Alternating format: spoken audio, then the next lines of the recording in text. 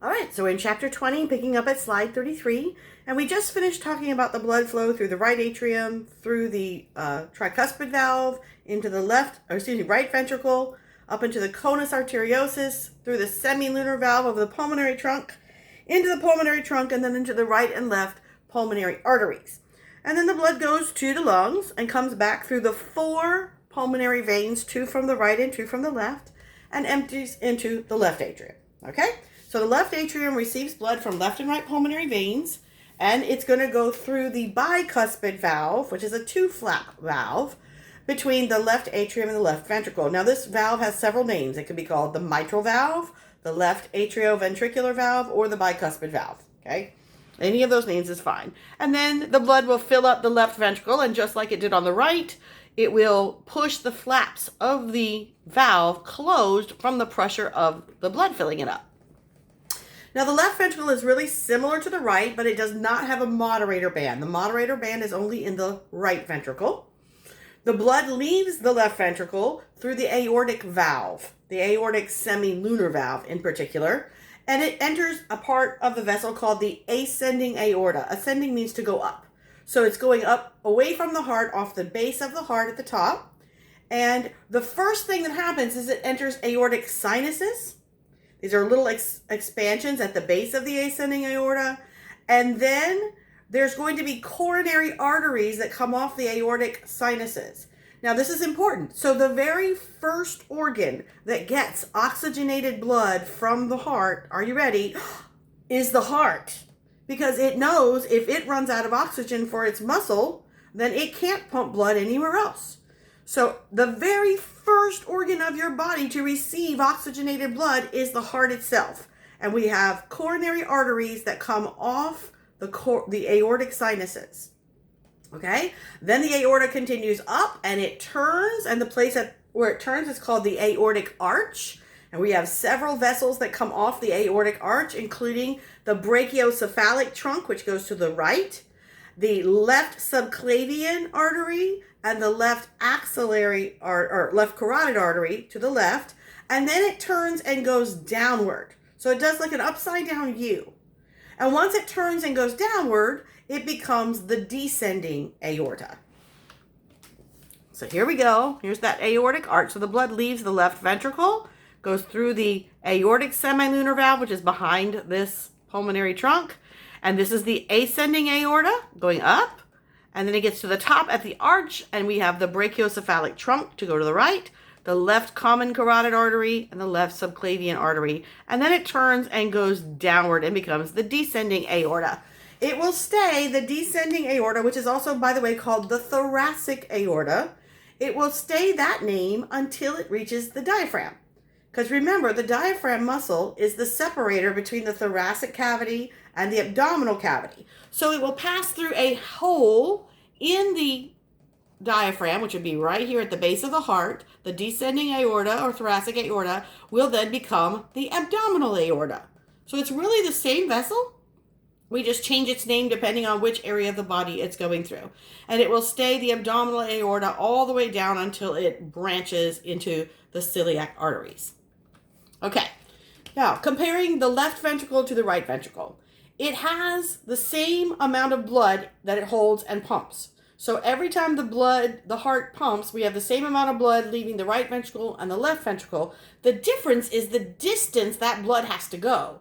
So the right ventricle has thinner walls because it needs to generate less force, and it develops less pressure, and it is more pouch-shaped than round. What do we mean by that? Well, here's a really good diagram. So your left ventricle is evenly round all the way around because it needs to squeeze with a sufficient amount of force to propel the blood all the way to the capillary beds. The right ventricle only has to get the blood to the lungs and back. So it's kind of like a pouch or crescent shaped. It's not complete round circle, but they do hold the same amount of blood.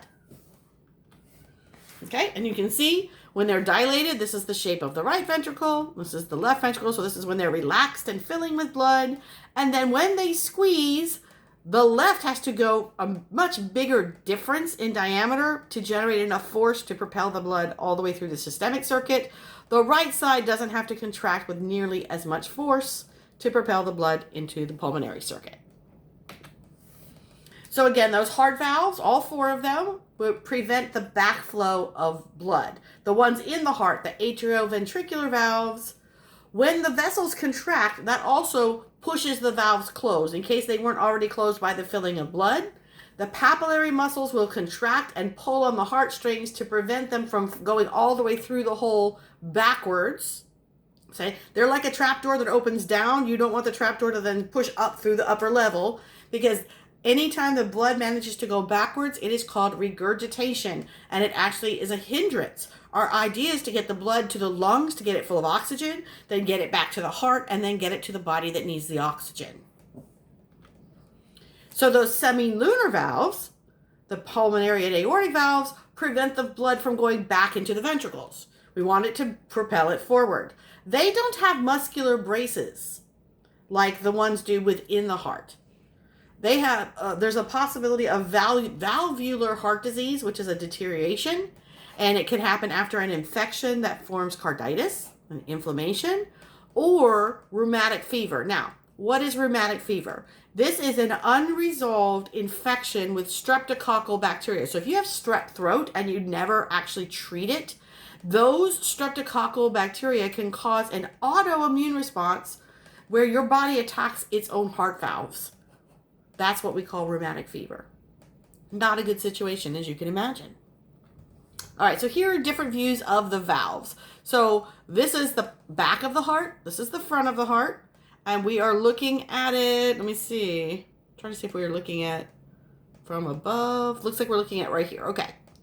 So this is the right side. Here's the tricuspid valve is open. So we know what's happening right now. The atria are squeezing the blood and letting it go down into the ventricles. Here's the left atrium is gone. It's squeezing right now and pushing the blood into the left ventricle. So to make sure that the blood doesn't leak out, we have these semilunar valves closed. So this is an atrial contraction right now, right? So we've filled up the atria with blood. We are opening the valves and squeezing the atria, making the blood from both of the atria go down into both of the ventricles. Okay. This is a side view. Okay, this is the blood coming down. The ventricles are relaxed right now. They're filling up with blood. The blood's going to go from the bottom and start filling them up. And it's going to start to push this back closed. Okay? We still have the aortic valve closed, or the pulmonary trunk valve closed. Both of them are going to be closed. We fill up the ventricle with blood. Now we're getting ready to contract the ventricles. So we close the tricuspid and bicuspid valves, and we open the aortic semilunar valve and the pulmonary semilunar valve. And here's an aortic valve in the open position.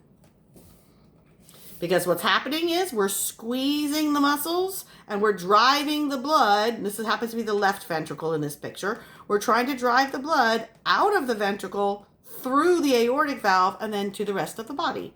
So while we're contracting, we're going to tense the chordae tendineae so that these flaps don't go upwards and the blood doesn't make it into the atrium. And we're going to squeeze all of these muscular cells here to give us enough force to push the blood through the aortic semilunar valve. Okay, so like I said before, the very first organ that gets any oxygenated blood is the heart itself. Because if it can't pump blood, the rest of the body will never get any oxygenated blood. So this is called the coronary circulation.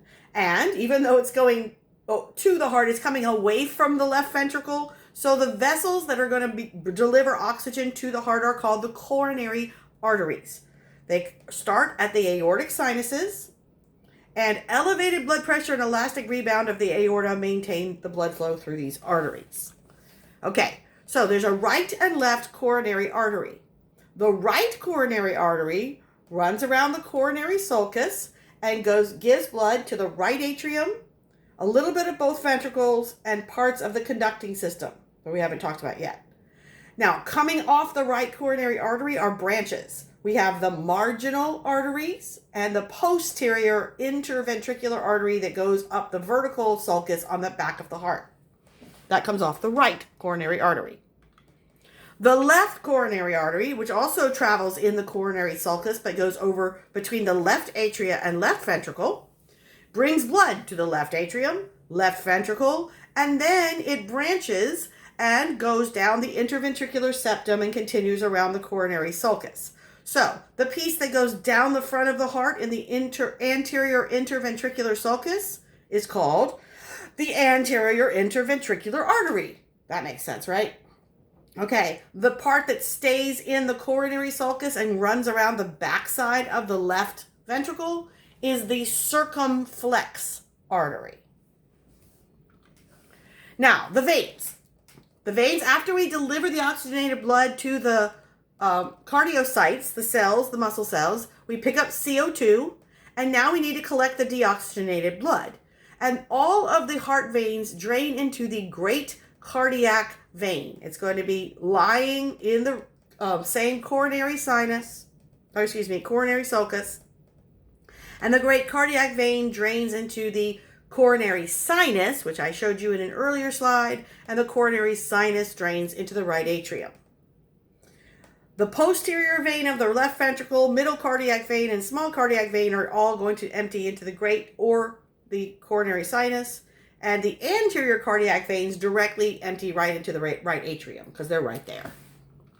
Okay, so again, let's go over some of these. So here are my two coronary arteries. This is my right coronary artery that travels in the coronary sulcus, and then it branches. One becomes the marginal artery, goes all the way down the right ventricle. The other one goes around the back and becomes the posterior interventricular artery. This is my left coronary artery, and when it gets here, it splits. The one that goes down the front is the anterior interventricular artery, and the one that goes around under the auricle here is the circumflex artery. Now, this artery, anterior interventricular artery, has a common nickname. It is called the widowmaker because more people die from heart attacks, myocardial infarctions of this artery, which is feeding the left ventricle, than any other artery being blocked. Okay? For the veins, we have the great cardiac vein here, and it continues here, and then it goes around to the back and becomes the coronary sinus. So here's my great cardiac vein running right beside the circumflex artery, and then here it widens, becomes the coronary sinus, and dumps into the right atrium. You guys, if the name of the vessel here is not in your lab book, I'm not going to make you learn it for lecture. So I think for lab, you just have to know the two coronary arteries, and you have to know on the left the circumflex artery and the anterior interventricular artery. For veins, you only need to know great cardiac vein and coronary sinus. That's it. All right. And here is a preserved heart. And you can see those same vessels. They've been plasticized here, and they made them a really crazy blue. Remember, the blood is not actually blue. It's just a filtering of the light, but this makes it easy to identify. Okay? All right, so here, let's talk about a couple of diseases. Coronary artery disease, what is it? It is areas of your coronary circulation that are blocked completely or partially. Partial blockages can cause chest pain and trouble with getting enough oxygen to your heart. It can develop into a heart attack if it gets completely blocked. Cardiac muscle cells cannot survive without a constant supply of oxygen. And so if there is any time where blood flow is restricted or coronary ischemia, then you're going to have different heart cells dying. So here's a normal heart. You can see the blood flow through the coronary arteries. And then here is somebody who has advanced coronary artery disease. And you can see that there are great areas of the heart that don't seem to be receiving any blood. Looks like there might be a blockage there, right? All sorts of things. So, usually coronary artery disease starts out with deposits of a fatty plaque called atherosclerosis in the wall of a vessel.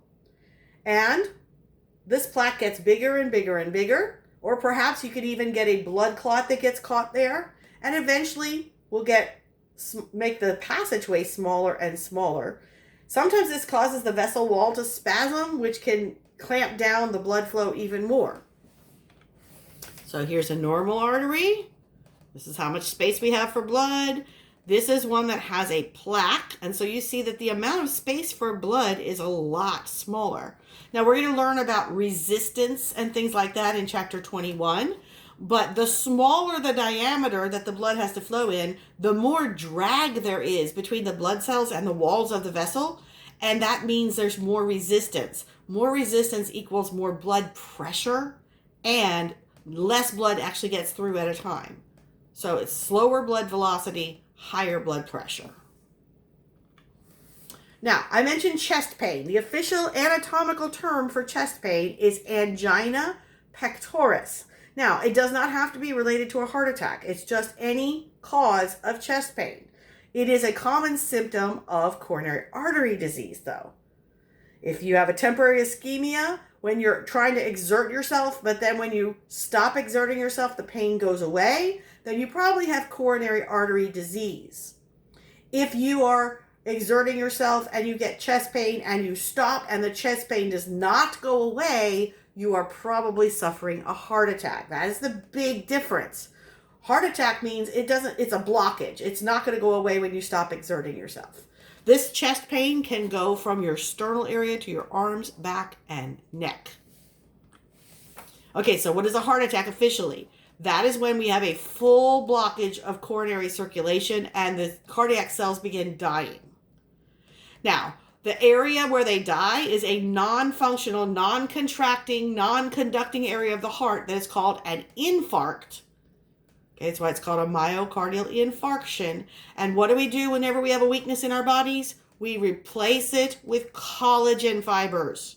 So you're replacing muscle, cardiac muscle, with collagen fibers. Collagen fibers cannot contract. That is why it becomes a non-functional area. Okay, very, very dangerous. You could have coronary artery disease as the cause, so it's a result of an atherosclerosis, or you can have a coronary thrombosis, which is a blood clot that travels to the heart and gets lodged. Now, you might have atherosclerosis, which makes the space for the blood to go smaller, so when the clot gets there, it's the clot plus the plaque that actually causes the full blockage. So what can you do if you think you might be having a heart attack? Well, if you take a blood thinner, something that stops blood from clotting, that can be helpful. And the common thing that people are advised to take is an aspirin. No matter how young you are, it's not a bad idea to have a bottle of baby aspirin somewhere near you. And if you start to have any of these symptoms of angina pectoris and pain radiating down your arm, it's not a bad idea to go ahead and take a baby aspirin. I had lost a very good friend. She was only 42 when she had a massive heart attack and died. She didn't believe it could be a heart attack because she was young and she was female. More women are dying of heart attacks because they don't recognize the symptoms. So here is what an occluded artery, especially the widowmaker, which is right here. Now, if this is blocked, then none of these muscle cells anywhere down here along this left ventricle are getting oxygen, and they will all die. So the consequences of a heart attack depend on which vessel is blocked, how much of the heart did not receive oxygen. If the blockage is at the beginning of one of the arteries, then the damage is going to be widespread and the heart might stop working altogether. If it's a small branch, the person will probably survive, but they may have complications for the rest of their lives. If you're having a heart attack, it causes intense, persistent pain even when you're resting, not only when you're exerting yourself. Sometimes they're not painful at all. Sometimes they're only diagnosed after the fact by looking at an ECG and blood studies. Because when the cells die, they release certain proteins. They release enzymes, cardiac troponin T, cardiac troponin I, and a special form of creatine phosphokinase called CKMB. If they are detected in your bloodstream, they will diagnose you after the fact as having had a heart attack. So how do we treat it? 25% of heart attack victims die before they ever get to the hospital.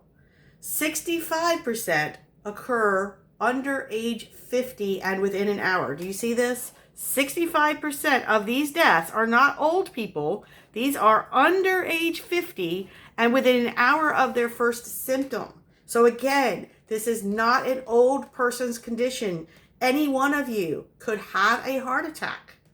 You need to be prepared to not ignore the symptoms and get medical help immediately. Things that can help you reduce your risks are: if you smoke, stop. If you have high blood pressure, treat it. Adjust your diet to lower cholesterol and promote weight loss, reduce stress, and increase your physical activity. How do we treat it non-invasively?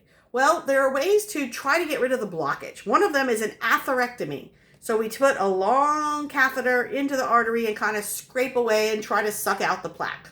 That's one way. Another way is they put a long catheter in, but at the end of the catheter, there is a balloon. And once they get over the plaque, they inflate the balloon and squash the plaque. The problem with this is that the plaque is actually there, it's just flattened. So more plaque deposits will happen on the same spot. Another possibility is they may stick a little mesh into the vessel to hold it open, and that is called a stent. Now, if none of the non-invasive things work, we can become invasive. We can bypass or go around the blockage. What they do is they take a piece of another vessel, usually something from your thigh, and they go around the blockage. So it's called a coronary artery bypass graft. And they can do this for up to 4 of your coronary arteries. So that's where you get your single, double, triple, or quadruple coronary bypass. All right. Oh, I thought I had a diagram of that. So sorry. All right, so I'm going to stop there at 64, and we will pick up the next presentation with slide 65 talking about heartbeat.